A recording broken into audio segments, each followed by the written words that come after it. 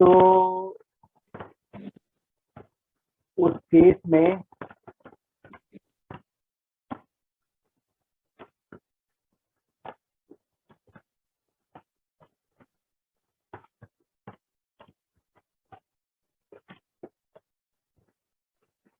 हमारे पास अगर to parallel wires हैं, टू पैरेलल वायर, दिस, और इनमें अगर करंट है, स्ट्रेट करंट कैरिंग वायर्स है, पैरेलल वायर्स है, और अगर इनमें करंट है, दो केस बन सकता है, current in same direction and current in opposite direction. अगर करंट इन सेम डायरेक्शन है तो इनके बीच में हम अट्रैक्शन देख पाएंगे, और अगर करंट इन अपोजिट डायरेक्शन है तो इस केस में हम इनके बीच में रिपल्सन देख पाएंगे। तो यहाँ अगर हम देखना चाहें तो ऐसे समझ सकते हैं, इस स्ट्रेट करंट कैरिंग की मैग्नेटिक फील्ड स्टैब्लिश्ड है ऑल अराउंड, उस मैग्नेटिक फील्ड में ये वायर है। और हम लोगों ने पहले देखा था कि a current carrying wire in a magnetic field experiences a magnetic force of value बिलाई साइन थीटा। तो ये वायर जो होगा, इसकी मैग्नेटिक फील्ड की वजह से एक फोर्स गेन करेगा, वैल्यू होगी बिलाई साइन थीटा। अगर इसकी मैग्नेटिक फील्ड हम यहाँ देखना चाहते हैं तो Maxwell's right hand palm rule number 1 है हमारे पास। ये करंट हो गई, फिंगर उस डायरेक्शन में हो गई और पाम डाउन साइड हो गया, तो अकॉर्डिंगली इसकी यहाँ जो मैग्नेटिक फील्ड है विल बी द क्रॉस। अब हम फ्लेमिंग्स लेफ्ट हैंड रूल के अकॉर्डिंगली इसके ऊपर फोर्स चेक कर सकते हैं, जिसमें ये कहा गया था कि अगर हम अपने राइट हैंड को अरेंज करें इन सच अ वे कि ये मैग्नेटिक फील्ड हो, ये करंट की डायरेक्शन हो, तो ये फोर्स की डायरेक्शन होगी। तो अगर इसको हम वायर 1 कहने वाले हैं, इसको हम वायर 2 कहने वाले हैं, तो हम देख रहे हैं कि जो फोर्स की डायरेक्शन आएगी ऑन दिस वो हो जाएगी टूवर्ड वायर 1, नाम होगा force on wire 2 due to wire 1, force on 2 due to wire 1। In a same way अगर हम 2 की मैग्नेटिक फील्ड देखें तो 2 की मैग्नेटिक फील्ड के लिए Maxwell's right hand palm rule number 1 लगाना होगा। जैसे ही हम ये लगाएंगे, ये थंब बता रहा है डायरेक्शन ऑफ करंट, फिंगर्स कह रही है टुवर्ड दिस साइड, पाम कह रहा है अप साइड। इसकी यहाँ जो मैग्नेटिक फील्ड होगी will be up side, that is dot. अभी हम फ्लेमिंग्स लेफ्ट हैंड रूल अगर लगाते हैं तो मैग्नेटिक फील्ड हो जाएगी दिस, ये हो जाएगी magnetic field. Now this is the current, ये हो जाएगा करंट अप साइड। तो फोर्स ऑन 1 आ रहा है टुवर्ड द साइड 2, वायर 2। तो इस पर जो फोर्स आएगा उसकी डायरेक्शन आएगी फोर्स ऑन 1 ड्यू टू 2। तो डेराइव तो करना नहीं है, याद रखना पड़ेगा कि अगर सेम डायरेक्शन में करंट होती है तो इनके बीच में अट्रैक्शन होता है, और अगर अपोजिट डायरेक्शन में हम करंट लेंगे तो उस केस में इनके बीच में रिपल्सन होगा। अगर इसी तरीके से हम ढूंढें तो उस केस में हम बहुत आसानी से देख सकते हैं कि यहाँ हमारे पास इस पर जब फोर्स निकालेंगे तो आएगा दिस, और उस पर जब फोर्स निकालेंगे तो उस केस में आएगा दिस। तो अकॉर्डिंगली ये रिपल्सन होगा। रही बात फोर्स की, तो इस पर जो फोर्स की वैल्यू है वो हम लगाने वाले हैं बिलाई।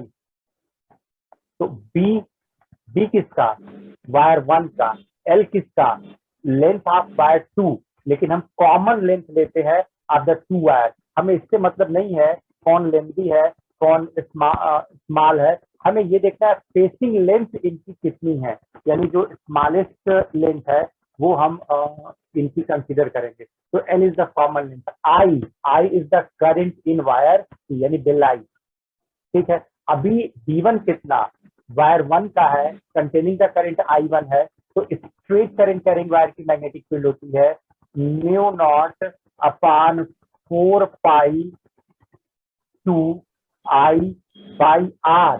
R is the separation between the wire, separation between the wire हम D लेके चलते हैं, स्मॉल d, तो अकॉर्डिंगली ये हो गया separation between the wire. Now this is L length, facing length of the wire, and I2 current in wire 2 जिसके ऊपर हम फोर्स निकाल रहे हैं। Now this is the force on 2 due to 1। अगर हम यही चीज निकालते force on 1 due to two, तो उसकी वैल्यू भी इसमें ही आती है। इसको ठीक से अगर लिख के दिखाएं तो फाइनल जो आता है वो फाइनल है force per unit length between the two parallel current carrying wires as the mu naught upon 2 pi I1 I2 by D means अगर हमारे पास दो करंट कैरिंग वायर हैं, पैरेलल करंट कैरिंग वायर हैं, containing the current I1 and I2, maintaining at a separation D, तो उनके लिए per unit length पर जो फोर्स एक्सपीरियंस होगा will be mu naught upon 2 pi I1 I2 by D. ये हम वैल्यू लेके चलेंगे। इसमें जो न्यूमेरिकल आते हैं, इसमें दो न्यूमेरिकल पूछ रहे हैं। अगर हम पैरेलल वायर ना लेते, हम वायर लेते लाइक दिस, हमारे पास एक वायर है दिस और हमारे पास दूसरा वायर है दिस, ऐसे हम वायर लेके चला क्रॉस, ये टच नहीं कर रहे हैं। तो अगर हम ऐसे वायर लेके चले तो इस केस में हमें कैसे पता चलेगा अट्रैक्शन या रिपल्सन?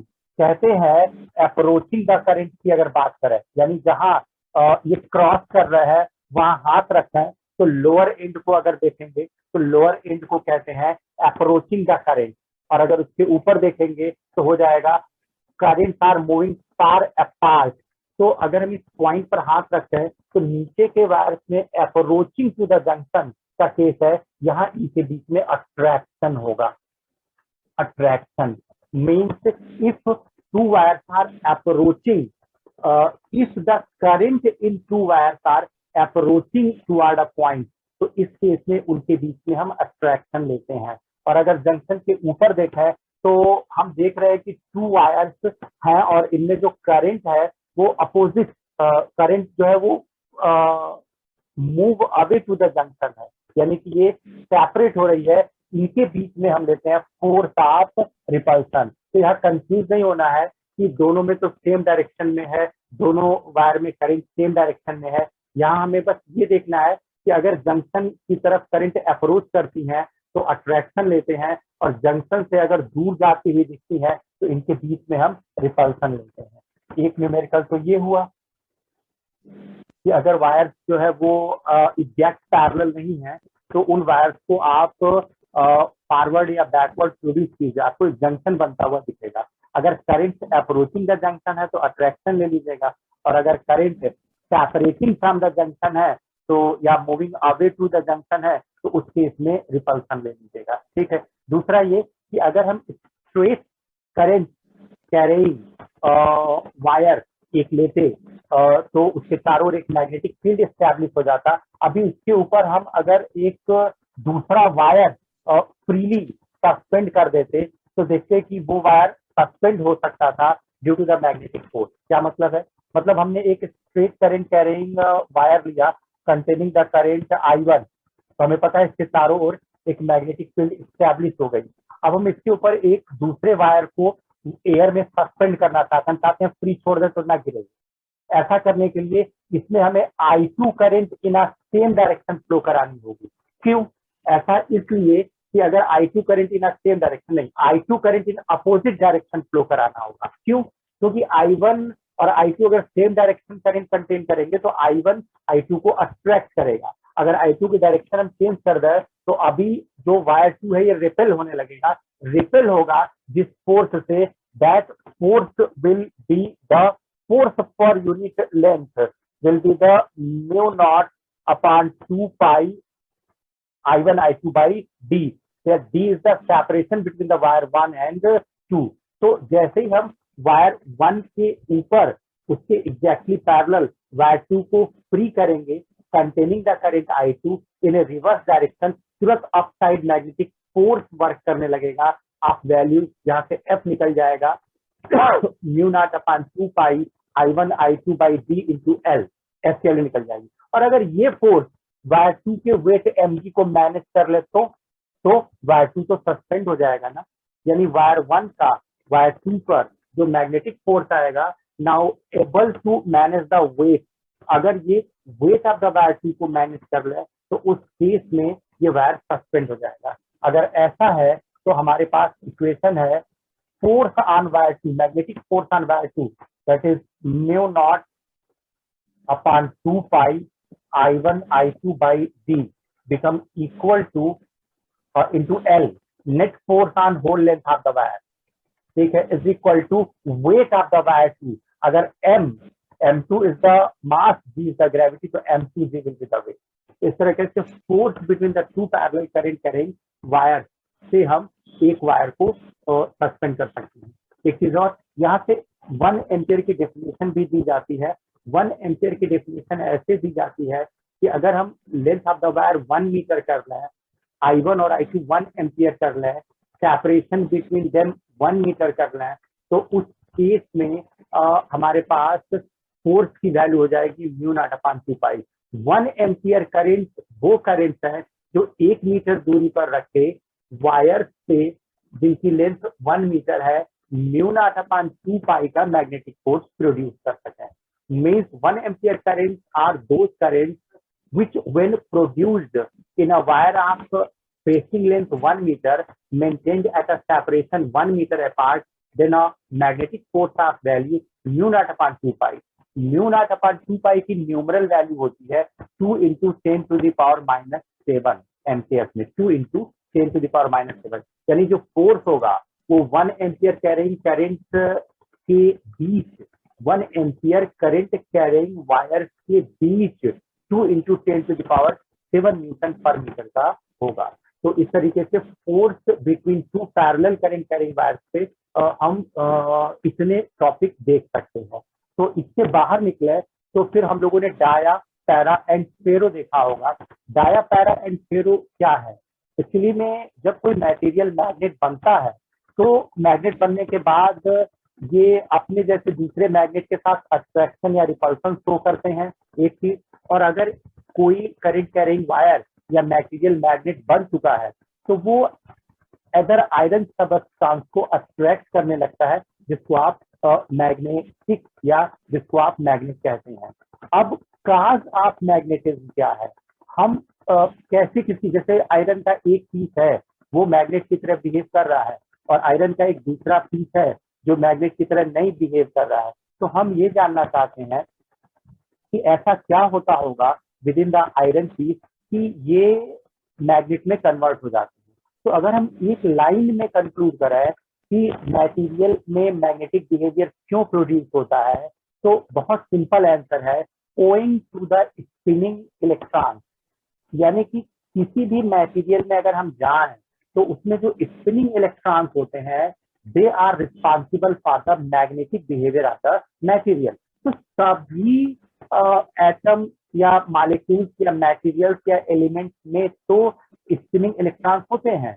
तो अगर सभी मटेरियल्स में स्पिनिंग इलेक्ट्रॉन्स होते हैं तो सभी मटेरियल्स में मैग्नेटिक बिहेवियर भी होता है. अब अंतर सिर्फ इतना है कि किसी मटेरियल में मैग्नेटिक बिहेवियर स्ट्रांग है, किसी में वीक है और किसी में सप्रेस्ड है, हमें दिखता ही नहीं है. तो अकॉर्डिंगली हम इनको 3 पार्ट में कैटेगराइज कर देते हैं. एक पार्ट होता है डायामैग्नेटिक मटेरियल जो बिल्कुल भी मैग्नेटिक बिहेवियर शो नहीं कर पाता. दूसरा पार्टली मैग्नेटिक बिहेवियर शो करता है, इसको हम पैरामैग्नेटिक मटेरियल कहते हैं. और जो तीसरा होता है, ये तीसरा फेरोमैग्नेटिक मटेरियल होता है. एक्चुअली में फेरोमैग्नेटिक जो मटेरियल है वही फेरोमैग्नेटिक मटेरियल रियल मैग्नेट होते हैं. इसमें सिर्फ 4 ही मटेरियल हैं जो फेरोमैग्नेटिक मटेरियल से आते हैं, स्ट्रॉन्ग मैग्नेट बनते हैं और इनके मैग्नेटिक बिहेवियर को हम शो कर सकते हैं या मैग्नेटिक बिहेवियर को एक्सपीरियंस कर सकते हैं. ये है आयरन, आयरन ऑक्साइड है, निकिल एंड कोबाल्ट. ठीक है, जो आयरन होते हैं वो 2 तरह से होते हैं, soft iron and hard iron. Accordingly हम सॉफ्ट आयरन देखेंगे तो देखेंगे बहुत अच्छा मैग्नेट बनता है. हार्ड आयरन को देखेंगे तो देखेंगे परमानेंट तो बनता है बट वीक होता है. तो हम सिर्फ ये कह रहे हैं कि किसी मटेरियल में अगर मैग्नेटिक बिहेवियर आ रहा है तो उस मैग्नेटिक बिहेवियर के पीछे जो कॉन्सेप्ट है वो है स्पिनिंग ऑफ इलेक्ट्रॉन. तो इसको एक्सप्रेस करने के लिए हमें देखना होता है atomic model of magnetization. Atomic model of magnetization में जाने से पहले हम लोगों को मैग्नेट के बिहेवियर को कंपेयर करना पड़ता है to the behaviour of electric dipole. ऐसा इसलिए करते हैं क्योंकि हम लोगों ने इलेक्ट्रोस्टैट में इलेक्ट्रिक डाइपोल को डिस्कस किया था.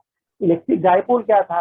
इक्वल एंड अपोजिट चार्जेस अगर फाइनाइट डिस्टेंस पर मेंटेन हो जाए तो इनको आप इलेक्ट्रिक डायपोल कहते थे। और इलेक्ट्रिक डायपोल के जितने भी फीचर्स थे उनको एक्सप्रेस करने के लिए आप एक पैरामीटर लेके आते थे called the electric dipole moment. In a same वे किसी मटेरियल के मैग्नेटिक बिहेवियर को एक्सप्लेन करने के लिए हम एक पैरामीटर लेकर आते हैं that is called the magnetic dipole moment. यानी कि हमने ये कहा कि किसी मटेरियल के मैग्नेटिक बिहेवियर के लिए स्पिनिंग ऑफ इलेक्ट्रॉन्स रिस्पॉन्सिबल होते हैं। हम लोग ये देखेंगे कि स्पिनिंग ऑफ इलेक्ट्रॉन्स रिस्पॉन्सिबल होंगे to generate the magnetic moment, और ये मैग्नेटिक मोमेंट पोलैरिटी इंड्यूस करेगा नॉर्थ और साउथ की। अकॉर्डिंगली मैग्नेट का बिहेवियर ऑब्जर्व होने लगेगा। तो ये मैग्नेटिक डायपोल मोमेंट क्या है? अगर हम ये जानना चाहें मैग्नेटिक डायपोल मोमेंट क्यों है, तो उसका आंसर है कि magnetic behaviour of a material is to be explained in terms of a parameter called the magnetic dipole moment. इसको कैपिटल एम से हम रिप्रेजेंट करने वाले हैं। इसका फार्मूला क्या है, इसको कैलकुलेट कैसे करेंगे, ये हम लोगों को इलेक्ट्रिक डायपोल मोमेंट से कंपैरिजन करने पर पता चलेगा। किसी मटेरियल का मैग्नेटिक डायपोल मोमेंट जितना ज्यादा आएगा उसका मैग्नेटिक बिहेवियर भी उतना ज्यादा होगा। किसी मटेरियल का मैग्नेटिक डायपोल मोमेंट अगर कम आता है तो उसका मैग्नेटिक बिहेवियर भी कम होगा। तो सबसे पहले हम लोग ये देखते हैं कि एक मैग्नेट को इलेक्ट्रिक डायपोल से अगर कंपेयर कर लेते तो उस इलेक्ट्रिक डायपोल से कंपेयर करने में मैग्नेटिक डायपोल मोमेंट का फीचर और कैलकुलेशन आ जाता। तो हम लोगों को देखना है comparison of magnetic dipole with the electric dipole. अगर हम कहते हैं कि this is the electric dipole,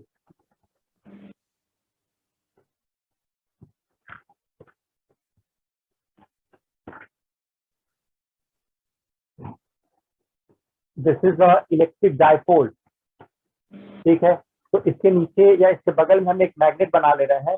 ये एक बार मैग्नेट है और इसमें भी एक नॉर्थ और एक साउथ पोल आने वाला है।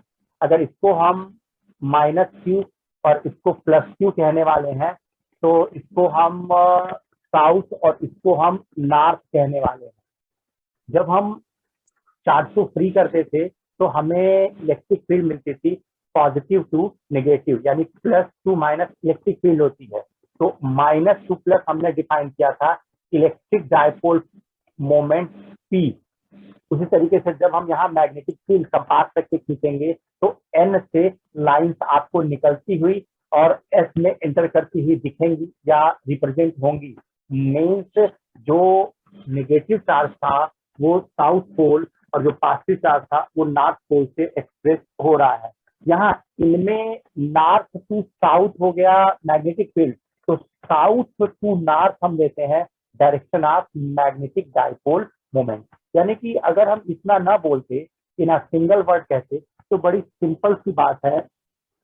जैसे इलेक्ट्रिक डायपोल के बिहेवियर को एक्सप्लेन करने के लिए हमें इलेक्ट्रिक डायपोल मोमेंट की जरूरत पड़ी, जैसे हमें बार मैग्नेट या करंट कैरिंग वायर के अराउंड मैग्नेटिक फील्ड को एक्सप्रेस करने के लिए मैग्नेटिक डायपोल मोमेंट की जरूरत पड़ रही है। अभी इलेक्ट्रिक डायपोल मोमेंट P का जो फार्मूला था that was the P is equal to charge strength into separation between the charges. अगर magnitude of the charges Q है, जिसकी सेपरेशन को हम 2L से एक्सप्रेस करने वाले हैं, तो यहाँ हमारे पास इलेक्ट्रिक डायपोल मोमेंट आ रहा है P equal to Q into 2L। तो यहाँ मैग्नेटिक डायपोल मोमेंट M हम लेते हैं, चार्ज स्ट्रेंथ की जगह हम लेते हैं पोल स्ट्रेंथ। इसका जो पोल है उसका जो क्रॉस सेक्शन एरिया है A, इसके प्रोपोर्शनल एक पैरामीटर हम डिफाइन करते हैं that is called the pole strength, small m से एक्सप्रेस करते हैं। Pole strength directly proportional to area होता है, इसका आप न्यूमेरिकल वैल्यू कभी नहीं जान सकते, बस ये कंपेयर कर सकते हैं कि एरिया ज्यादा है तो पोल स्ट्रेंथ ज्यादा लेना है, एरिया कम है तो पोल स्ट्रेंथ कम लेना है, और रेशियो आप ले सकते हैं इसका। तो यहाँ किसी मैग्नेट के पोल की जो अट्रैक्टिंग या रिपल्सिंग स्ट्रेंथ है इसको हम पोल स्ट्रेंथ कहते हैं। कोई वैल्यू नहीं है, proportional to area of the cross section है। तो इसका जो मैग्नेटिक डायपोल मोमेंट लेंगे ये हो जाएगा पोल स्ट्रेंथ इनटू लेंथ, ये हो जाएगा M इंटू 2L। जैसे इसकी यूनिट होती थी वैसे इसकी यूनिट भी आएगी। इसकी यूनिट होती थी कूलम्ब इनटू मीटर। इसकी यूनिट हम लोग देखेंगे कि आएगा एम्पियर मीटर स्क्वायर आएगा, आगे देखेंगे एम्पियर मीटर स्क्वायर। ठीक है। अभी अगर ये बार मैग्नेट है तो इसका एक डेफिनिट मैग्नेटिक डायपोल मोमेंट होगा, और हम आगे चल के प्रूव कर देंगे कि इसी मैग्नेटिक डायपोल मोमेंट के प्रोपोर्शनल एक मैग्नेटिक फील्ड इंड्यूस होगी या प्रोड्यूस होगी। अगर इसके around developed magnetic field D है तो हम प्रूव कर देंगे directly proportional to magnetic dipole moment होगा। इसी मैग्नेटिक डायपोल मोमेंट का फार्मूला और कैलकुलेशन हम लोगों को डिस्कस करना है। हेलो, साउंड आ रहा है? Hello sir. हेलो, हाँ क्या सर। आ रहा है? चलिए, बी हाँ प्रोपोर्शनल। सर। हाँ ठीक ठीक है, बी प्रोपोर्शनल टू एम। तो यहाँ अब अगर हम इस फार्मूले पर न्यूमेरिकल देखना चाहें, ठीक है, तो डिफाइन हो गया, इसका अभी कोई हमें यूटिलाइजेशन नहीं मिलेगा, लेकिन इससे न्यूमेरिकल आता है नीट में, तो उसको देख सकते हैं। अगर हम एक बार मैग्नेट ले लेते लाइक दिस, और हम कहते कि इसको आप दो टुकड़ों में स्लाइस कर दीजिए, तो दो तरीके से दो टुकड़ों में आप स्लाइस कर सकते थे। एक तो आप आधा आधा यानी लेंथ का आधा कर लेते, या दूसरा एरिया का आधा कर लेते। मान लेते हैं आपने एरिया का आधा किया, दैट इज ऐसे काट के एक मैग्नेट ये जनरेट कर लिया और दूसरा मैग्नेट ये जनरेट कर लिया, तो अब आपके पास दो मैग्नेट हो जाएंगे। तो इन दो मैग्नेट के मैग्नेटिक मोमेंट का क्या होने वाला है? तो आप ऐसे देखिए कि ये देखिए दो पार्ट में हो गया, ये ऐसे हमने एरिया को जो है कट किया, तो यहाँ लेंथ तो चेंज हुई नहीं, एरिया हाफ हाफ हो गया, नथिंग इज गिवन, तो दो पार्ट है तो हाफ एरिया यानी cross sectional area half and half हो गया। तो जब इसका मैग्नेटिक मोमेंट 1 लिखने जाएंगे तो जाएगा पोल स्ट्रेंथ। तो पोल स्ट्रेंथ क्या होगा? प्रोपोर्शनल टू एरिया, एरिया आधा हो गया तो पोल स्ट्रेंथ भी आधा हो गया, into length, length will be 2L। Now m into 2L was the initial magnetic dipole moment, तो ये हो जाएगा कैपिटल M, नीचे हो गया बाई 2। यानी क्रॉस सेक्शन एरिया अगर आधा हो जाए तो मैग्नेटिक मोमेंट भी आधा हो जाता है, मैग्नेटिक मोमेंट आधा हो जाए तो मैग्नेटिक फील्ड भी आधी हो जाती है। इसका मतलब है कि हाफ हाफ मैग्नेटिक फील्ड दोनों रखेंगे। मान लेते हम कहते हैं कि ऐसे भी कट कर दिया जाए। अब एक मैग्नेट के बारे में बताइए। अब एक मैग्नेट के बारे में आप बताएंगे, यानी पहले क्या किए, एरिया वाइज कट कर दिए और फिर लेंथ वाइज कट कर दिए। अब एक टुकड़ा अगर हम चूज करने वाले हैं तो क्रॉस सेक्शन एरिया a/2 हो जाएगा और लेंथ हो जाएगा l। टोटल लेंथ 2L था, तो हाफ ऑफ द लेंथ कितना हो जाएगा? 2L/2 हो जाएगा। इसका मतलब है एरिया भी बाई 2 हो गया, लेंथ भी बाई 2 हो गया। अगर अब मैग्नेटिक मोमेंट हम जानना चाहे इस शेडेड पोर्शन का, तो इसका मैग्नेटिक मोमेंट अगर हम m डैश लिख रहे हैं तो पोल स्ट्रेंथ एरिया पे डिपेंडेंट होता है, तो एरिया हाफ हो गया है तो पोल स्ट्रेंथ भी हाफ हो जाएगा। और आपने सिर्फ डॉटेड सेक्शन को कैलकुलेट करना है तो लेंथ की आप हाफ ऑफ द लेंथ लेंगे, तो हाफ ऑफ द लेंथ मतलब 2L/2 हो जाएगा। Means m into 2L old magnetic moment या पूरे बड़े मैग्नेट का मैग्नेटिक मोमेंट हो जाएगा, और नीचे डिनोमिनेटर में 4 आ जाएगा, दैट इज m/4। m/4 इसका मतलब है कि जो मैग्नेटिक डाइपोल मोमेंट है वो m/4 हो जाएगा। ऐसे समझ लीजिए, एरिया आधा हो गया तो पोल स्ट्रेंथ भी आधा हो गया, लेंथ हाफ हो गई तो जब हाफ लेंथ रखेंगे तो और आधा हो जाएगा, तो मैग्नेटिक डाइपोल मोमेंट m/4 हो जाएगा। और दो चार प्रैक्टिस कर लेते हैं। मान लेते हैं एक मैग्नेट को हम ऐसे कट कर रहे हैं और उसके एक सेक्शन का मैग्नेटिक डाइपोल मोमेंट आपसे पूछ रहे हैं। हमारे पास एक मैग्नेट है 10,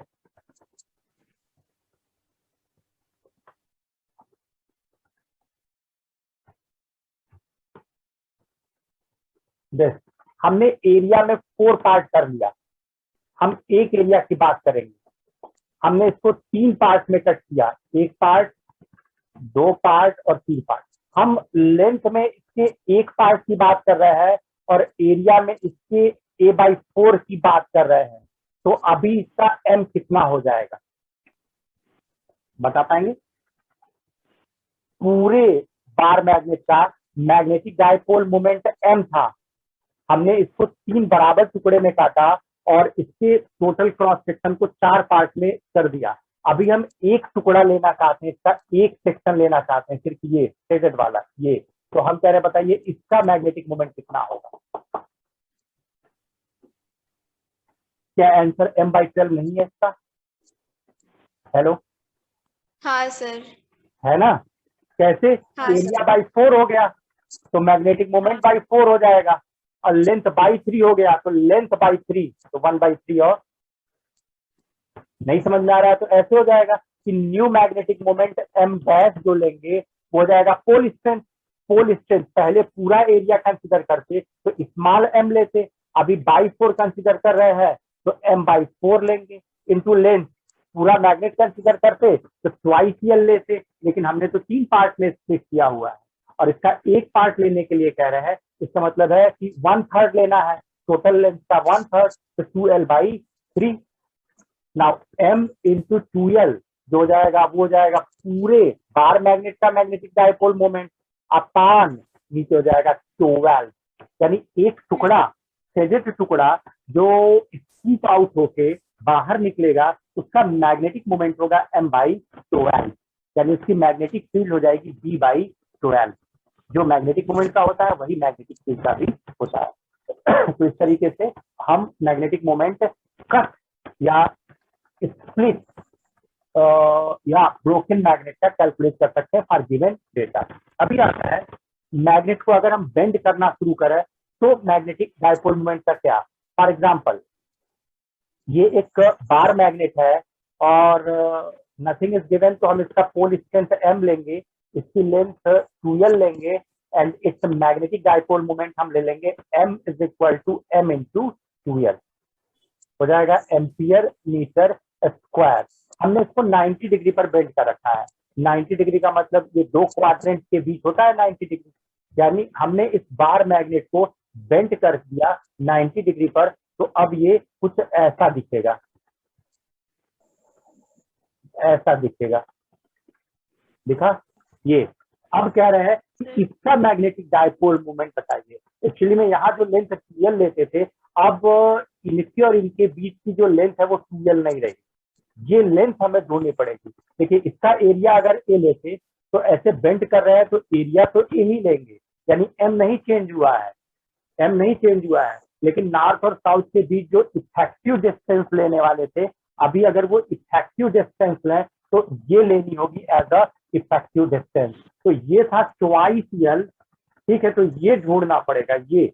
अब ये कैसे ढूंढेंगे? अगर इसको हमने 90 डिग्री पर बेंड किया है, ठीक है, तो ये एक आर्क में कन्वर्ट हो चुका है, आप रेडियस आर रेडियस में, ये 2l है। ऐसे सोचिए ये पूरा होता तो 2πr हो जाता, ये एक सर्किल बनता ना, ऐसे ऐसे 4 टुकड़े जोड़ दे तो पूरी सर्किल बन जाएगी। तो मान लेते हैं जब इसको 90 डिग्री पर बेंड किए तो ये आर रेडियस के सर्किल पर मेंटेन हुआ, तो एक क्वाड्रेंट है ना, तो सरकमफ्रेंस होता है 2πr, तो 2πr/4 करना पड़ेगा। 2πr/4 करने के हिसाब से 2πr/4, अभी ये 10 मिनट में कट जाएगा अपने आप, तो लेक्चर ओवर हो जाएगा क्योंकि दिखा रहा है बार बार। ठीक है, तो फिर कल क्लास रहेगा। फ्राइडे तक हम गोरखपुर में रह रहे हैं एंड सैटरडे संडे विलेज देखना पड़ रहा है पापा की डेथ की वजह से। तो ठीक है, 4 दिन बहुत होंगे, 4 या 5 दिन, और जरूरत पड़ेगी तो जब अनलॉक हो जाएगा तो हम लोग फेस टू फेस पढ़ाई कर पाएंगे, कोई दिक्कत नहीं है। तो यहाँ ये जो लेंथ में है ये 2πr/4 हो गया ये, ठीक है ये, और ये रियल में तो 2l लेंथ का था ना, तो कंपेयर कर लेंगे आप तो आपको पता चल जाएगा कि ये जो बेंट हुआ है ये किस रेडियस के सर्किल का हिस्सा बना। तो 2πr/4 इक्वल टू 2l से आप यहाँ से r निकाल सकते हैं, तो r की वैल्यू हो जाएगी 4l/5, देखते रहिएगा 4l/5 ये हो जाएगा 4l/5, ये हो गया। अब ये r है, ये r है, तो क्या पाइथागोरस थ्योरम के अकॉर्डिंगली ये r√2 नहीं हो जाएगा? This is r, this is r, तो ये हो जाएगा r√2, यानी कि नॉर्थ और साउथ के बीच जो स्ट्रेट या इफेक्टिव डिस्टेंस लेनी है वो r√2 हो जाएगा, में r आप निकाल चुके हैं। इसका मतलब है इस बेंडेड मैग्नेट का अगर मैग्नेटिक डायपोल मोमेंट m लिखा है तो हो जाएगा पोल स्ट्रेंथ। तो pole strength proportional to area होता है और एरिया में कोई चेंज नहीं है, तो ये m ही रह जाएगा into this length is the r√2 में r की वैल्यू रख दीजिए एज द 4l/π। तो ये हो जाएगा m इंटू 4l को देखिए 2 इंटू 2l, 4l को देखिए 2 into 2l by pi, r की जगह रख दिए और ये हो जाएगा √2।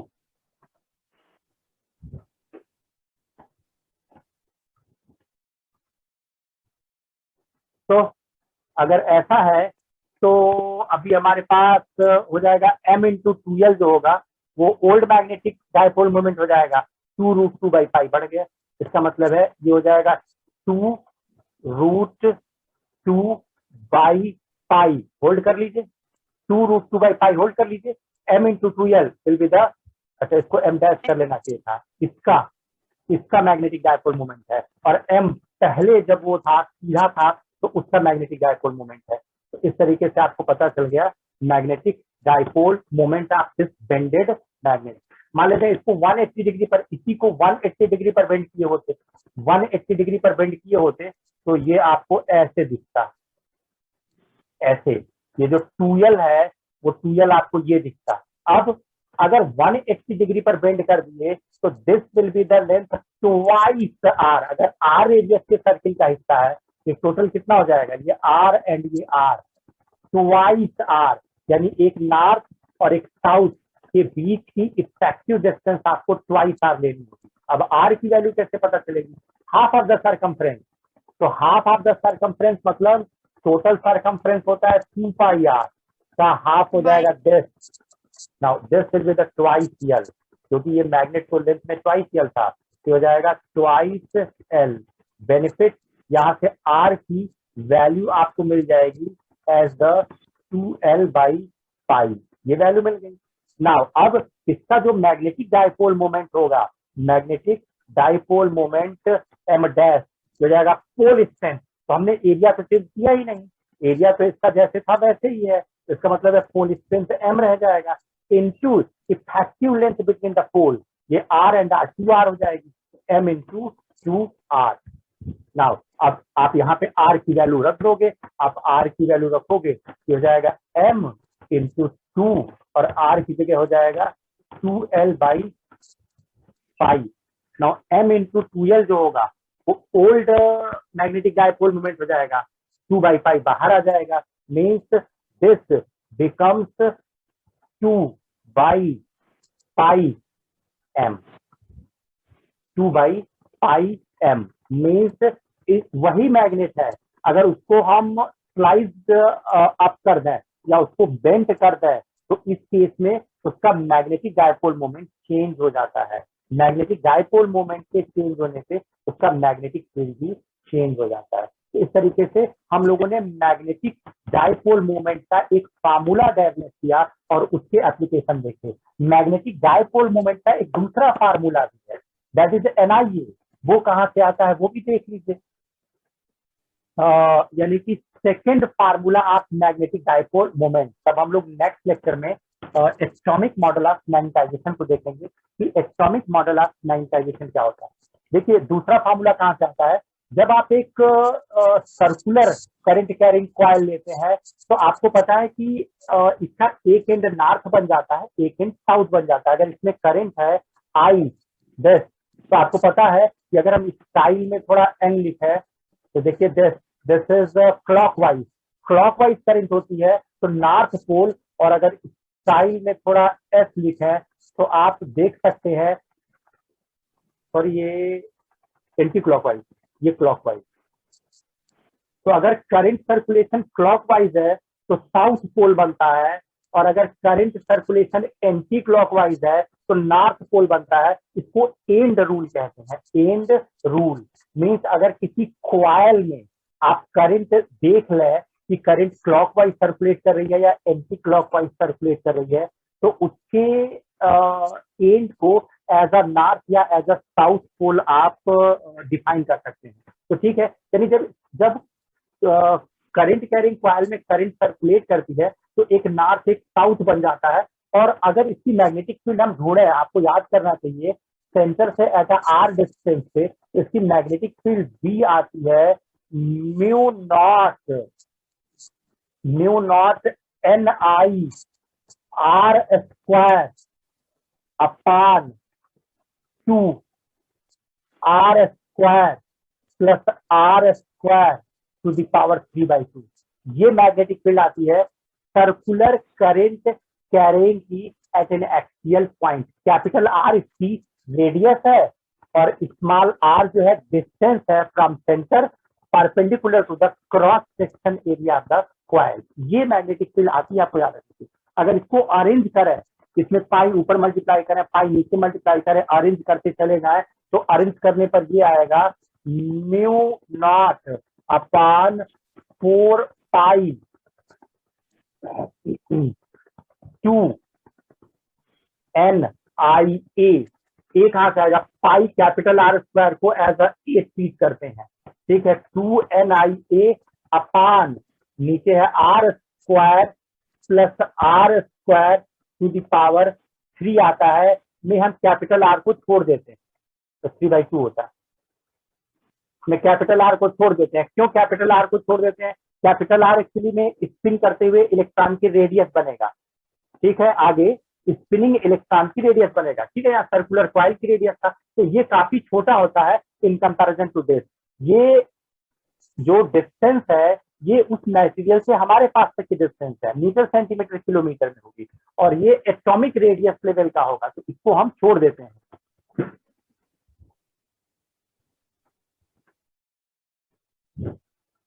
तो अकॉर्डिंगली अगर ऐसा है तो ये हो गया, छोड़ दे तो ये कैसा दिख रहा है, ये और ये कैंसिल हो जाएगा।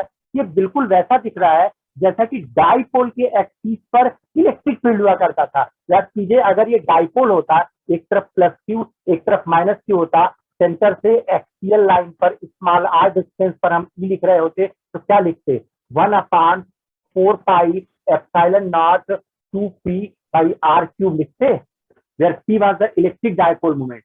दिख रहा है, यहाँ p की जगह इसको एज अ m ट्रीट कर ले तो ये हो जाएगा मैग्नेटिक डाइपोल मोमेंट। इसका मतलब है कि अगर m is the magnetic dipole moment तो ऑर्बिटिंग या स्पिनिंग इलेक्ट्रॉन के लिए इसकी वैल्यू हम लेते। तो अगर हम एक मैग्नेट की बात करें तो मैग्नेट में एक साइड नॉर्थ पोल है, एक साइड साउथ पोल है, और किसी भी मैग्नेट के लिए अगर हम उसका magnetic dipole moment capital M जान रहे हैं तो all around established magnetic field को हम लिख सकते हैं इन terms of magnetic dipole moment. इसके नॉर्थ और साउथ की जो ज्वाइनिंग लाइन है इसको एक्सियल लाइन कहते हैं, जैसा डाइपोल का होता था इलेक्ट्रिक डाइपोल का। इसका जो परपेंडिकुलर बाइसेक्टर है उसको इक्वेटोरियल लाइन कहते हैं।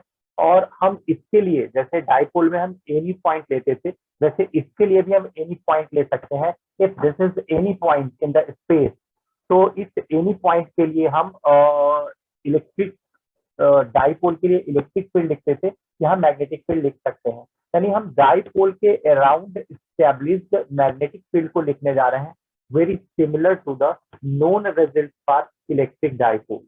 इलेक्ट्रिक डाइपोल के सारे रिजल्ट इलेक्ट्रिक डाइपोल मोमेंट के टर्म में लिखे जाते थे, मैग्नेटिक डाइपोल के सारे रिजल्ट मैग्नेटिक डाइपोल मोमेंट के टर्म में लिखे जाएंगे।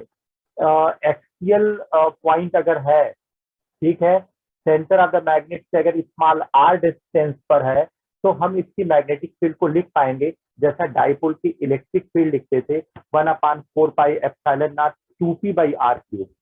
तो यहाँ 1/4 पाई एप्सिलॉन नॉट की जगह म्यू नॉट अपॉन 4 पाई है, mu not upon 4 pi 2p/r³ की जगह 2m/r³ मीन्स ये हो जाएगा magnetic field due to a bar magnet at an axial point. Means थोड़ा इधर लिखना चाहिए था, मीन्स यहाँ इस पॉइंट पर जो मैग्नेटिक फील्ड है वो हो जाएगी mu not upon 4 pi 2m/r³। ये हो जाएगी magnetic field at axial point. अगर इस इक्वेटर पर हम मैग्नेटिक फील्ड लिखना चाहते हैं यहाँ, अगर आर डिस्टेंस अपार्ट, तो इस पॉइंट पर जो मैग्नेटिक फील्ड होगी वो इक्वेटोरियल वाली इलेक्ट्रिक फील्ड जो जाती उसी को सोच के लिख सकते थे। ये वैल्यू हो जाएगी mu not upon 4 pi m by R cube. ये वैल्यू हो जाएगी, ये 2m बाई आर क्यूब है, ये m बाई आर क्यूब है। एट एनी पॉइंट पर अगर जाए तो एट एनी पॉइंट के लिए जो मैग्नेटिक फील्ड बी होगी दैट विल बी द वहां 1/4 पाई एप्सिलॉन नॉट होता था, तो यहाँ इसको इधर लिख दे रहे हैं कि अगर हम ये ले लेते पॉइंट 10, ठीक है, at an angle theta with respect to the dipole, यहाँ ये थीटा था with respect to the dipole axis और एट अ डिस्टेंस आर 10। तो इस केस में यहाँ जो मैग्नेटिक फील्ड हम लिखते बी, उसकी वैल्यू होती mu not upon 4 pi m by R cube under root 3 cos square theta plus 1, under root 3 cos square theta plus 1। ये हो जाती मैग्नेटिक फील्ड की वैल्यू। यहाँ थीटा अगर हम रखना शुरू करें तो हम देखेंगे कि हमें अराउंड मैग्नेटिक फील्ड मिलने लगेगी। थीटा 0 डिग्री कर देंगे तो ऑन एक्सिस आ जाएंगे, थीटा 0 डिग्री करेंगे तो cos 0 1 होता है, ये 3 + 1 4 हो जाएगा, 4 का रूट 2 हो जाएगा, 2m बाई आर क्यूब। ये वाला इक्वेशन मिल जाएगा।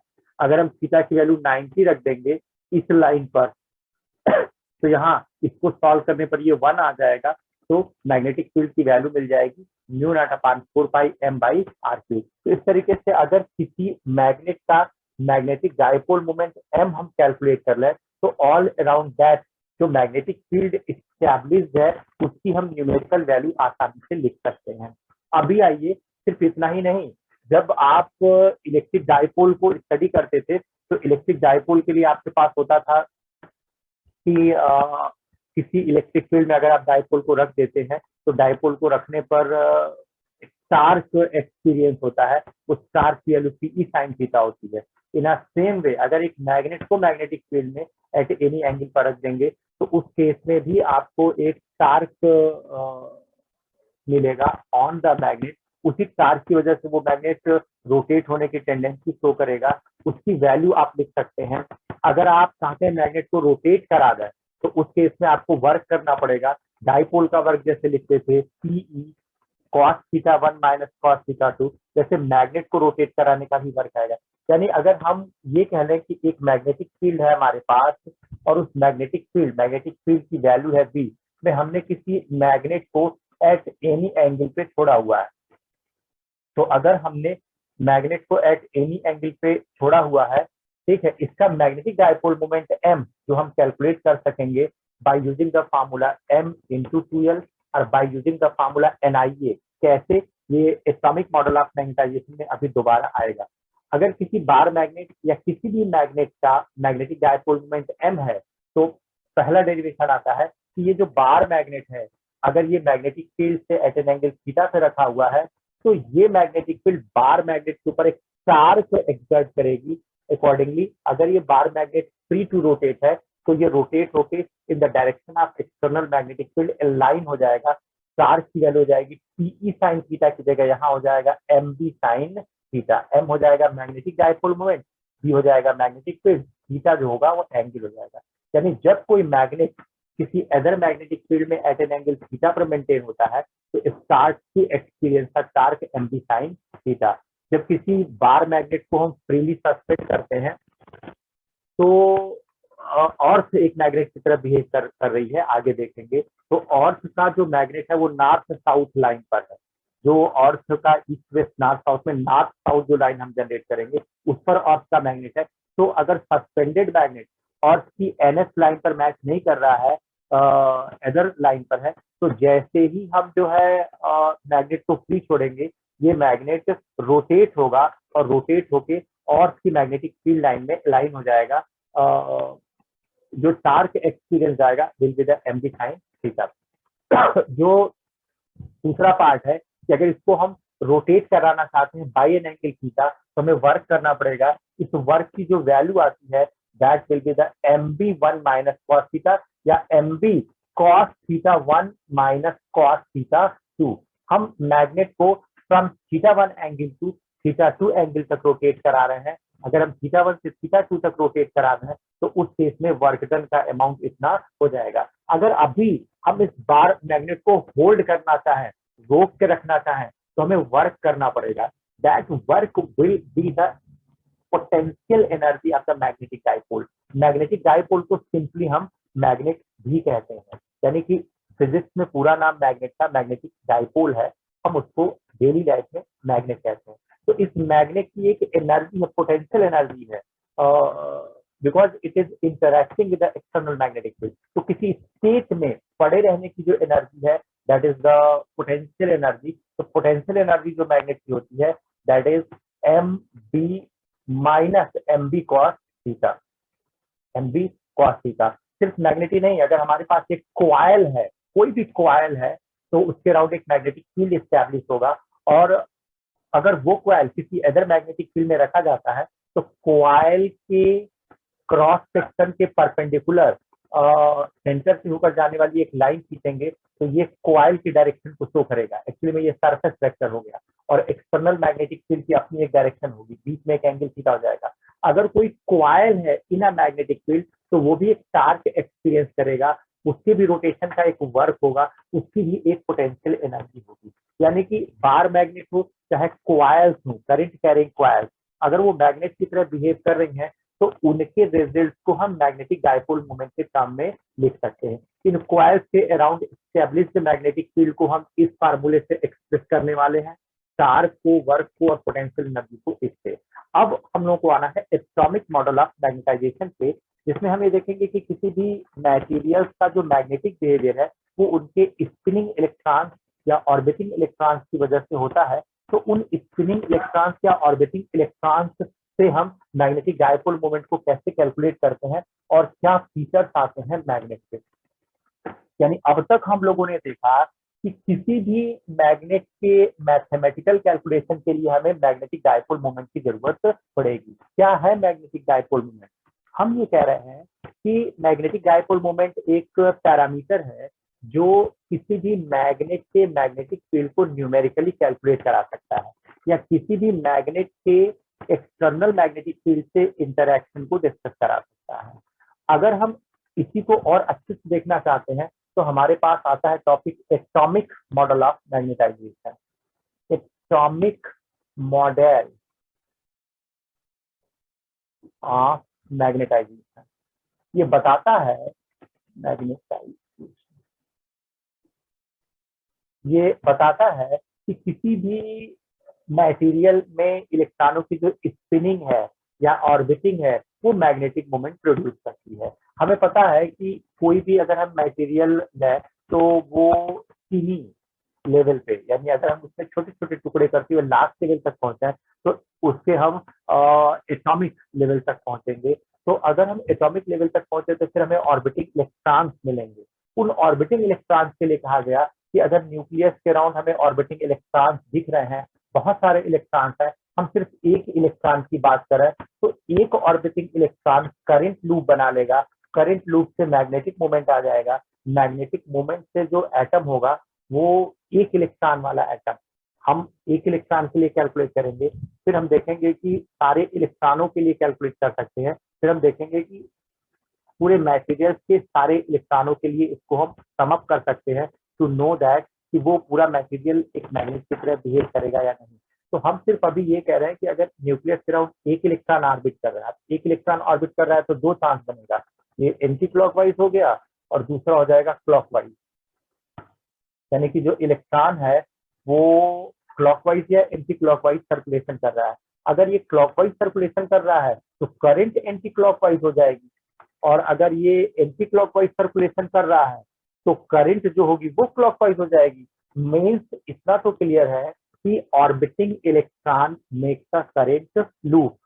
अब अगर करंट लूप बन गया तो आप एंड रूल के अकॉर्डिंगली ये बता सकते हैं कि इसका साउथ किधर है और इसका नॉर्थ किधर है। अगर आप इसमें एस लिखा है तो देखिए ये साउथ पोल है, यानी कि अगर इलेक्ट्रॉन एंटी क्लॉकवाइज ऑर्बिट कर रहा है तो करंट क्लॉकवाइज हो जाएगी, इसका अपर फेस साउथ पोल बन जाएगा और जो डाउन साइड फेस होगा वो नॉर्थ पोल बन जाएगा। अगर इसको आप देखें, इसमें करंट देखें तो ये आप एन अगर बना सकें इसमें तो देखिए ये नॉर्थ पोल बना हुआ है, यानी इसका फ्रंट फेस नॉर्थ पोल हो जाएगा और डाउन साइड वाला जो फेस है वो साउथ पोल हो जाएगा। तो एटॉमिक मॉडल ऑफ मैग्नेटाइजेशन में अभी हम सिर्फ ये कह रहे हैं कि orbiting electron makes a current loop. अब अगर करंट लूप बना है तो कितने वैल्यू की करंट आई है ये भी कैलकुलेट कर सकते हैं। करंट होता है चार्ज अपॉन टाइम, एक इलेक्ट्रॉन की बात कर रहे हैं, टाइम एक ऑर्बिटिंग की बात कर रहे हैं, दैट इज टी। और इलेक्ट्रॉन की ऑर्बिटिंग वेलोसिटी हमें हमेशा पता होती है, जिस ऑर्बिट में इलेक्ट्रॉन ऑर्बिट कर रहे हैं उसका रेडियस भी हमें पता होता है, तो हम टाइम को लिख सकते हैं डिस्टेंस अपॉन वेलोसिटी। तो distance is the one circumference and velocity is the orbiting velocity of electron. तो ई रहने दीजिए, टी की जगह हो जाएगा 2 pi r by v, e v upon 2 pi r. एक सिंगल इलेक्ट्रॉन वी वेलोसिटी से अगर आर रेडियस के ट्रैक पर सर्कुलेट कर रहा हो तो उससे जो करंट जनरेट होगी इसको हम वैल्यू में लिख सकते हैं ईवी अपॉन 2 पाई आर। जैसे ही ये current I, magnetic dipole moment M आ गया, फार्मूला है n into I into A. N number of circulation 1 कर लीजिए या नंबर ऑफ टर्न, आई अभी आपने निकाला है, और ए क्रॉस सेक्शनल एरिया जिसमें इलेक्ट्रॉन ऑर्बिट कर रहा है, तो ये हो जाएगा पाई आर स्क्वायर। रख दीजिए यहाँ पे। नाउ आई की जगह हो जाएगा e v upon 2 pi r and A की जगह हो जाएगा pi r square. Now pi से पाई कैंसिल हुआ, आर से एक पावर कैंसिल हो गई, e v r by 2 means single electron अगर ऑर्बिट कर रहा है in a orbit of radius r with the velocity v, तो उसका developed magnetic dipole moment M value, वैल्यू होगी ईवीआर बाई 2। अब magnetic moment due to orbiting electron तो निकल गया, अब ये जो मैग्नेटिक मोमेंट आया है due to single electron, due to single orbiting electron, ये एक वेक्टर क्वांटिटी है और इसकी डायरेक्शन को जानने के लिए राइट हैंड थंब रूल की हेल्प ली जाती है। राइट हैंड थंब रूल ये कहता है कि अगर आप अपने राइट हैंड को ऐसे अरेंज करें कि मुड़ी हुई अंगुलियां ये करंट लूप को शो करें, करंट लूप में करंट की डायरेक्शन को शो करें, तो thumb will start to represent the magnetic dipole moment. देखिए इसमें करंट जो है वो क्लॉक वाइज है, हम अपने हाथ को ऐसे अरेंज कर रहे हैं, ये मुड़ी हुई अंगुलियां करंट को शो कर रही हैं, तो थंब इन द बोर्ड जा रहा है। इन द बोर्ड का मतलब मैग्नेटिक डायपोल मोमेंट इज यम। इससे पहले आप ये देख लीजिए कि मैग्नेटिक फील्ड की डायरेक्शन होती थी north to south, magnetic moment की डायरेक्शन होती है साउथ टू नॉर्थ। तो आप तो डायरेक्ट भी देख सकते थे, ऊपर साउथ है नीचे नॉर्थ है, तो डाउन साइड नीचे साउथ है ऊपर नॉर्थ है तो अप साइड, तो ऐसे भी मैग्नेटिक डायपोल मोमेंट में एम की आप डायरेक्शन देख सकते थे। और अगर एज अ वेक्टर क्वांटिटी है एटॉमिक मॉडल ऑफ मैग्नेटाइजेशन के अकॉर्डिंगली, तो आप राइट हैंड थंब रूल के अकॉर्डिंगली इसको देख सकते हैं। राइट हैंड थंब रूल के अकॉर्डिंगली अगर आप अपने मुड़ी हुई अंगुलियों को ऐसे अरेंज कर दें कि वो करंट सर्कुलेशन को शो करने लगे, तो जो इरेक्ट थंब होगा वो मैग्नेटिक डायपोल मोमेंट को शो कर देगा। तो अभी क्या है कि एक ऑर्बिटिंग इलेक्ट्रॉन की वजह से जो मैग्नेटिक डायपोल मोमेंट प्रोड्यूस हो रहा है वो ऐसे है। इसी तरह दूसरे इलेक्ट्रॉन, तीसरा इलेक्ट्रॉन, चौथा इलेक्ट्रॉन, पांचवा इलेक्ट्रॉन, किसी एटम के सारे इलेक्ट्रॉनों का ऐसे ही मैग्नेटिक डायपोल मोमेंट आएगा। तो मान लेते हैं एक एटम में कई सारे इलेक्ट्रॉन है, तो किसी की ऑर्बिट ऐसे आएगी, किसी की ऑर्बिट ऐसे आएगी, किसी की ऑर्बिट ऐसे आएगी, किसी की ऑर्बिट ऐसे आएगी, और इन सब के लिए जब हम magnetic moment, magnetic dipole moment ढूंढेंगे तो किसी का अप आएगा, किसी का डाउन आएगा, किसी का लेफ्ट आएगा, किसी का राइट आएगा। क्या मतलब है? मतलब है कि एक ही एटम में जो डिफरेंट ऑर्बिटिंग इलेक्ट्रॉन्स होंगे वो एक दूसरे के मैग्नेटिक मोमेंट को कैंसिल कर सकेंगे। अगर कंप्लीटली कैंसिल कर देंगे तो नॉन मैग्नेटिक बिहेवियर हो जाएगा, और अगर कैंसिल नहीं कर पाए, इनका रिजल्टेंट सम बचेगा, तो उस केस में मैग्नेटिक बिहेवियर इंड्यूस हो जाएगा। इसका मतलब ये है कि एटॉमिक मॉडल ऑफ मैग्नेटाइजेशन के accordingly orbiting and spinning electrons current loop बनाते हैं, करंट लूप से मैग्नेटिक मोमेंट आता है। इस मैग्नेटिक मोमेंट से सिंगल ऑर्बिटिंग इलेक्ट्रॉन एक मैग्नेटिक बिहेवियर क्रिएट करता है। लेकिन किसी भी एटम में या मॉलिक्यूल में ढेर सारे ऑर्बिटिंग इलेक्ट्रॉन होते हैं। अगर सारे ऑर्बिटिंग इलेक्ट्रॉनों का मैग्नेटिक मोमेंट हम सर्च कर लें तो वो रैंडमाइज होता है। जनरली रैंडमाइज होता है, मतलब किसी की ऑर्बिट से मैग्नेटिक डाइपोल मोमेंट अप आएगा, किसी से डाउन आएगा, किसी से लेफ्ट आएगा, किसी से राइट आएगा। अगर कुछ ऐसा हो कि सभी ऑर्बिटिंग एंड स्पिनिंग इलेक्ट्रॉन का नेट मैग्नेटिक मोमेंट सर्वाइव कर जाए तो उस केस में ये मटेरियल मैग्नेटिक बिहेवियर शो करता होगा। ये हम आगे देख लेंगे। अकॉर्डिंगली डाया पैरा एंड फेरो बनेगा। तो अभी हम सिर्फ ये कह रहे हैं कि अगर किसी मटेरियल में सिंगल ऑर्बिटिंग इलेक्ट्रॉन है तो उस सिंगल ऑर्बिटिंग इलेक्ट्रॉन से करंट इंड्यूस होगी, करंट से मैग्नेटिक मोमेंट आएगा, मैग्नेटिक मोमेंट से उसमें एक नॉर्थ एंड साउथ पोल आ जाएगा। और अब इस सिंगल इलेक्ट्रॉन से एटम में जो मैग्नेटिक फील्ड इंड्यूस हो रही है, इसकी वजह से इसका नाम हो रहा है स्टीनी मैग्नेट या मैग्नेटिक डाइपोल, स्टीनी मैग्नेट। अब यहाँ कई चीजें हैं। ये तो ठीक है कि एक इलेक्ट्रॉन आर रेडियस के ट्रैक पर वी वेलोसिटी से अगर ऑर्बिट कर रहा था तो उसका मैग्नेटिक डाइपोल मोमेंट m आएगा, इसी m के प्रोपोर्शनल उसकी मैग्नेटिक फील्ड आएगी और इसी m के अकॉर्डिंगली उसकी नॉर्थ और साउथ डायरेक्शन आएगी। हम एटॉमिक मॉडल ऑफ मैग्नेटाइजेशन से मैग्नेटिक डाइपोल मोमेंट कैलकुलेशन को सीख गए। यहाँ हम और भी कई पार्ट है इसके, उसको देख लेते हैं, तब हम डाया पैरा और फेरो को इस atomic model of magnetization basis पर एक्सप्लेन करेंगे। अभी आप ऐसे देखिए कि ऑर्बिटिंग इलेक्ट्रॉन का एक ऑर्बिटल एंगुलर मोमेंटम होगा। ऑर्बिटल एंगुलर मोमेंटम को आप एल से एक्सप्रेस करते हैं और ये होता है mvr। बोर का सेकंड पार्ट पीरियड जब आप पढ़ते हैं तो उसमें पढ़ते हैं ना mvr is equal to nh/2π। तो वो m into v into r orbital angular momentum होता है। तो ऑर्बिट करते हुए इलेक्ट्रॉन का ऑर्बिटल एंगुलर मोमेंटम अगर लिखा है तो L इज इक्वल टू हो जाएगा mvr। यहाँ से वी आर आप निकाल लीजिए। अगर v इंटू आर निकालेंगे तो ये हो जाएगा L इलेक्ट्रॉन का orbital angular moment upon m। ठीक है, इसको उठाकर मैग्नेटिक मोमेंट वाले फार्मूले में रख दीजिए, वी आर की जगह रख दीजिए तो वी आर की जगह हो जाएगा L/m। तो अभी जो मैग्नेटिक डाइपोल मोमेंट आएगा इसका नाम हो जाएगा orbital magnetic dipole moment. Orbital magnetic dipole moment ये ऑर्बिटिंग ऑफ इलेक्ट्रॉन की वजह से है, क्योंकि इलेक्ट्रॉन सिर्फ ऑर्बिट नहीं कर रहे, स्पिन भी कर रहे हैं। तो किसी भी एटम या मॉलिक्यूल में अगर इलेक्ट्रॉन ऑर्बिट एंड स्पिन कर रहे हैं तो दो मैग्नेटिक मोमेंट हो जाएगा, orbital magnetic dipole moment and spin magnetic dipole moment. तो दो है, दोनों का सम करेंगे तो नेट मैग्नेटिक डाइपोल मोमेंट आएगा, वो मैग्नेटिक फील्ड को प्रोड्यूस करने में हेल्प करेगा। तो ऑर्बिट की वजह से हो गया तो ऑर्बिटल मैग्नेटिक डाइपोल मोमेंट हुआ। ठीक है, EVR/2 में VR की वैल्यू L/m रखनी थी तो ये आता है E/2m इंटू L। ये आ गया E/2m इंटू L। इसको हम वेक्टर फॉर्मेट में भी लिख सकते हैं क्योंकि ऑर्बिटल एंगुलर मोमेंटम एक वेक्टर क्वांटिटी है, तो उससे डेवलप्ड मैग्नेटिक डाइपोल मोमेंट भी एक वेक्टर क्वांटिटी होगा। तो ये हमारे पास हो जाएगा vector ml is equal to E/2m vector L। इलेक्ट्रॉनों के ऑर्बिट करने से जो मैग्नेटिक मोमेंट प्रोड्यूस होता है उस मैग्नेटिक मोमेंट की वैल्यू आपने निकाली हुई है E/2m इंटू वेक्टर L। इसी तरह से स्पिन भी कर रहा है इलेक्ट्रॉन, तो स्पिन करने की वजह से जो मैग्नेटिक डाइपोल मोमेंट आता है उसको स्पिन मैग्नेटिक डाइपोल मोमेंट कहते हैं। और स्पिन मैग्नेटिक डाइपोल मोमेंट की अगर वैल्यू लिखा है तो ये वेक्टर ms होता है। ms स्पिन दो तरह की होती है, spin up and spin down. तो यहाँ इलेक्ट्रॉनों की स्पिन को एक्सप्रेस करने के लिए हमारे पास एक पैरामीटर होता है वेक्टर f, इसको बोलते हैं spin angular momentum. Spin angular momentum एक ऑर्बिट एंगुलर मोमेंटम है, एक स्पिन एंगुलर मोमेंटम है।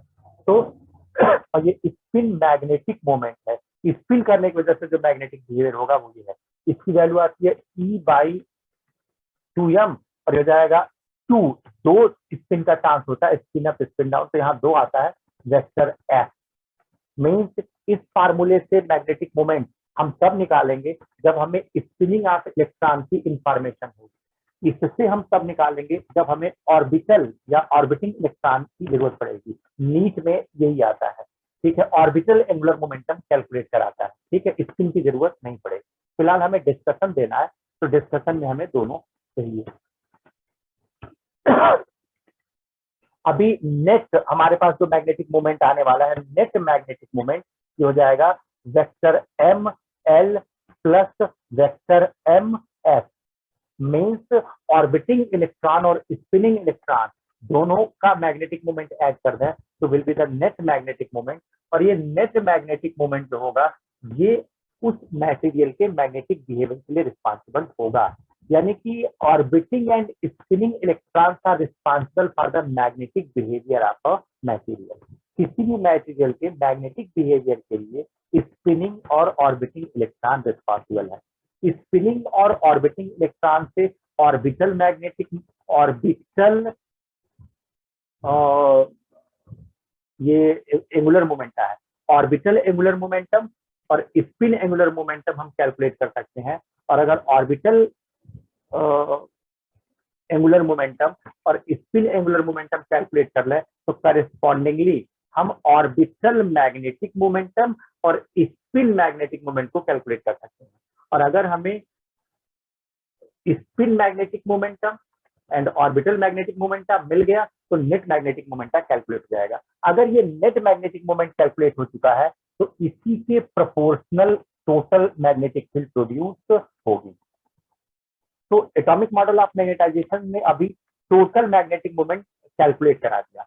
अब आइए कि किसी भी मैग्नेट की जो मैग्नेटिक फील्ड होती है वो कोई भी वैल्यू नहीं होती, ये क्वांटाइज्ड होती है, एक पार्टिकुलर वैल्यू का ही रिपीटेशन आपको मिलने वाला है, यानी कि everything in nature is quantized. जैसे चार्ज क्वांटाइज्ड होता है बिल्कुल वैसे ही मैग्नेटिक फील्ड भी क्वांटाइज्ड होती है। किसी भी एटम या किसी भी बार मैग्नेट के मैग्नेटिक फील्ड को कैलकुलेट करने जाएंगे तो कोई भी वैल्यू नहीं आने वाली, हम देखेंगे कि एक फिक्स्ड वैल्यू का इंटीग्रल मल्टीपल आएगी। यानी अभी हम एटॉमिक मॉडल ऑफ मैग्नेटाइजेशन के दूसरे पार्ट में जा रहे हैं। दूसरा पार्ट कहता है कि जो मैग्नेटिक फील्ड होती है वो क्वांटाइज्ड होती है, यानी कोई भी वैल्यू नहीं होती, एक फिक्स्ड वैल्यू का इंटीग्रल मल्टीपल या रेपिटेशन होती है। तो ये कैसे प्रूव होगा? अभी हम लोगों ने देखा था कि अगर ऑर्बिटिंग एंड स्पिनिंग इलेक्ट्रॉन के मैग्नेटिक मोमेंट की बात करें तो भले हमने टोटल मैग्नेटिक मोमेंट कैलकुलेट किया, लेकिन हम क्लास 12 बेसिस पर या नीट में रहेंगे तो ऑर्बिटल मैग्नेटिक मोमेंट कैलकुलेट करते थे, तो उसी से कैलकुलेट करेंगे, हमारा काम हो जाएगा। तो m इज इक्वल टू आया था EVR/2, ये आया था as a orbital magnetic moment आया था, इसी को नेट मैग्नेटिक मोमेंट माना, तो ये आया EVR/2। अभी हम लोगों ने देखा था कि जो एंगुलर मोमेंटम होता है वो L से एक्सप्रेस करते हैं, थ्योरी में ये MVR होता है। और जब हम केमिस्ट्री में ऑर्बिटिंग इलेक्ट्रॉन्स की प्रॉपर्टी को एक्सप्लेन करने जाते हैं तो देखते हैं कि इस एंगुलर मोमेंटम की कोई भी वैल्यू पॉसिबल नहीं है। इस एंगुलर मोमेंटम की जो वैल्यू पॉसिबल है is the NH/2π, where n is the principal quantum number. आप ऐसे सोचो ना, ऑर्बिटिंग इलेक्ट्रॉन रिस्पॉन्सिबल है मैग्नेटिक बिहेवियर के लिए, तो ऑर्बिटिंग इलेक्ट्रॉन किसी ऑर्बिट में ही तो पड़ेगा। तो अगर किसी ऑर्बिट में पड़ेगा तो उस ऑर्बिटिंग इलेक्ट्रॉन का ऑर्बिटल एंगुलर मोमेंटा के प्रिंसिपल क्वांटम नंबर के टर्म में हम ये लिख सकेंगे। यहाँ से हम अगर VR की वैल्यू निकाल लेते तो हमें V/R की वैल्यू मिल गई है NH/2π, और यहाँ का m इधर फेंकेंगे तो बाई m हो जाएगा। इसको उठाकर यहाँ रख दीजिए, अगर रखेंगे तो आपके पास मैग्नेटिक डाइपोल मोमेंटम की वैल्यू आ जाएगी। EVR में E रोक लीजिए, बाई 2 रोक लीजिए, V/R की जगह इसको रख दीजिए, रखेंगे तो हो जाएगा NH/m/2π। ठीक से अरेंज करें तो होता है E/2m H/2π, n थोड़ा बाहर लिखते हैं, यानी कि फाइनल फार्मूला आ रहा है m is equal to n, ठीक है, E/2m H/2π, बेस्ट, ठीक है। E constant, m constant, h constant, pi constant, यानी ये पूरा का पूरा कांस्टेंट है। इसको बोलते हैं बोर मैग्नेटॉन, एक्सप्रेस करते हैं by mu B, mu B Bohr magneton. This is the minimum value of a magnetic moment. किसी मैग्नेट की जो मिनिमम वैल्यू आने वाली है वो ये है, और n प्रिंसिपल क्वांटम नंबर है, इसकी वैल्यू 1 2 3 4 5 6 होती है। इसका मतलब है कि यहाँ हमारे पास मैग्नेटिक डाइपोल मोमेंट m की वैल्यू आ रही है n × म्यू बी, यानी फर्स्ट ऑर्बिट में इलेक्ट्रॉन होगा तो उसका मैग्नेटिक मोमेंट 1 म्यू भी हो जाएगा, सेकंड ऑर्बिट का होगा तो 2 म्यू भी, थर्ड ऑर्बिट का होगा तो 3 म्यू भी, यानी म्यू भी का ही इंटीग्रल मल्टीपल आपको मिलेगा as a net magnetic moment. और जो मैग्नेटिक फील्ड होता है वो प्रोपोर्शनल टू दिस एम होता है और एम प्रोपोर्शनल टू म्यू भी है। तो यहाँ जो प्रोपोर्शनलिटी कांस्टेंट है वो प्रिंसिपल क्वांटम नंबर है, तो अकॉर्डिंगली एन की वैल्यू जब 1 2 3 डिसाइड होगी तो मैग्नेटिक फील्ड की वैल्यू भी 1 2 3 डिसाइड होगी। यानी इस डेरिवेशन से प्रूव हुआ कि magnetic field is quantized, magnetic field की कोई भी वैल्यू नहीं होती है, एक डेफिनिट वैल्यू है, उसी वैल्यू को रिपीट करते हैं as a integral multiple 1 time 2 time 3 time 4 time, तो किसी भी मटेरियल की नेट मैग्नेटिक फील्ड निकलकर आती है। आ जाइए तीसरा, डाया पैरा फिर कैसे एक्सप्लेन होता था। आपने एक इलेक्ट्रॉन, एक ऑर्बिटिंग इलेक्ट्रॉन की बात की, एक ऑर्बिटिंग इलेक्ट्रॉन का मैग्नेटिक डायपोल मोमेंट आपने निकाला, तो अगर किसी एटम की आप बात करें, उस एटम में ढेर सारे इलेक्ट्रॉन है, तो सभी इलेक्ट्रॉनों का आपको मैग्नेटिक मोमेंट निकालना होगा, डायरेक्शन निकालनी होगी। जब डायरेक्शन निकालने के बाद ओवरऑल सम अप करेंगे तो या तो एक रिजल्टेंट मैग्नेटिक डायपोल मोमेंट बचा होगा या नहीं बचा होगा। तो आप ऐसे समझिए ना कि दो तरह के आप मटेरियल सोच सकते हैं, paired electron system and on paired electron system. मान लेते हैं आप एल्युमिनियम के बारे में जानना चाहते हैं, तो एल्युमिनियम के एटम के अंदर ऑर्बिटिंग इलेक्ट्रॉन तक पहुंचे तो एक इलेक्ट्रॉन का तो मैग्नेटिक डायपोल मोमेंट आएगा, दूसरे का, तीसरे का, चौथे का, पांचवें का, छठे का, पूरे एक एटम का निकाला है, तो जितने पेयर्ड इलेक्ट्रॉन है उनका तो magnetic dipole moment cancel out हो जाएगा। कैसे हमको पता चल रहा है कि पेयर्ड इलेक्ट्रॉनों का मैग्नेटिक डायपोल मोमेंट कैंसिल हो जाएगा? ऐसे पता चल रहा है कि paired electron spin up spin down, तो स्पिन अप का magnetic dipole moment spin down के मैग्नेटिक डायपोल मोमेंट से कैंसिल हो जाएगा। इसका मतलब ये है कि अभी हम पूरे पीरियोडिक टेबल के एलिमेंट को दो पार्ट में रख सकते हैं, paired electron system, on paired electron system. जो पेयर्ड इलेक्ट्रॉन सिस्टम है वो डायमैग्नेटिक मटेरियल बनने वाले हैं, यानी उनके net magnetic dipole moment cancel out हो जाएंगे। और जो अनपेयर्ड इलेक्ट्रॉन सिस्टम आएगा जिसमें एटलीस्ट एक इलेक्ट्रॉन पर एटम बचेगा वो पैरामैग्नेटिक में आएगा। अलग बात है कि 5 एलिमेंटों को बाहर निकाल लीजिए तो वो फेरो में आ जाएंगे, मतलब आयरन, निकिल, कोबाल्ट है, आयरन ऑक्साइड है, एंड इनको जो है ये है पैरामैग्नेटिक, लेकिन एडिशनल मैग्नेटिक बिहेवियर शो करने वाले हैं, तो उनको हम फेरो में रखेंगे। यानी कि अगर हम पीरियोडिक टेबल के अकॉर्डिंगली एटम के अंदर जाके इलेक्ट्रॉन को स्टडी करें तो या तो पेयर्ड आएगा या अनपेयर्ड आएगा। अगर पेयर्ड आएगा तो वो डाया हो जाएगा, और पेयर्ड आएगा तो एक एटम के को हम ऐसे एक्सप्रेस करेंगे कि पेयर्ड में अगर हम सारे इलेक्ट्रॉनों का नेट मैग्नेटिक मोमेंट निकाला जाए तो एक अप और एक डाउन, ये नेट मैग्नेटिक मोमेंट 0 आएगा, यानी नेट मैग्नेटिक मोमेंट 0। ये एक एटम का है, एक एटम के सारे इलेक्ट्रॉनों को एक्सप्रेस करे, सारे स्पिन अप सारे spin down, net magnetic moment 0। लेकिन अगर अनपेयर्ड इलेक्ट्रॉन सिस्टम है तो अनपेयर्ड इलेक्ट्रॉन सिस्टम है तो एक लास्ट में जो अनपेयर्ड इलेक्ट्रॉन बचेगा उसका मैग्नेटिक डायपोल मोमेंट इस तरीके से आएगा, यानी magnetic dipole moment is surviving. ठीक है, तो डाया में क्या होता है, पेयर्ड इलेक्ट्रॉन होते हैं, और पैरा में क्या होता है, अनपेयर्ड इलेक्ट्रॉन होते हैं। फेरो में भी अनपेयर्ड इलेक्ट्रॉन होते हैं, यानी कि फेरो पहले पैरा होता है। अलग बात है कि कुछ स्पेशल बिहेवियर है जिसके बेसिस पर उसको हम अलग कर देते हैं, अकॉर्डिंगली वो फेरोमैग्नेटिक हो जाता है, या फेरस फैमिली का होता है, अकॉर्डिंगली ये फेरोमैग्नेटिक हो जाता है। ठीक है, यहाँ से हम लोग देखेंगे नेक्स्ट डे में। लेते हैं break, have a great day. Thank you sir. Thank you sir.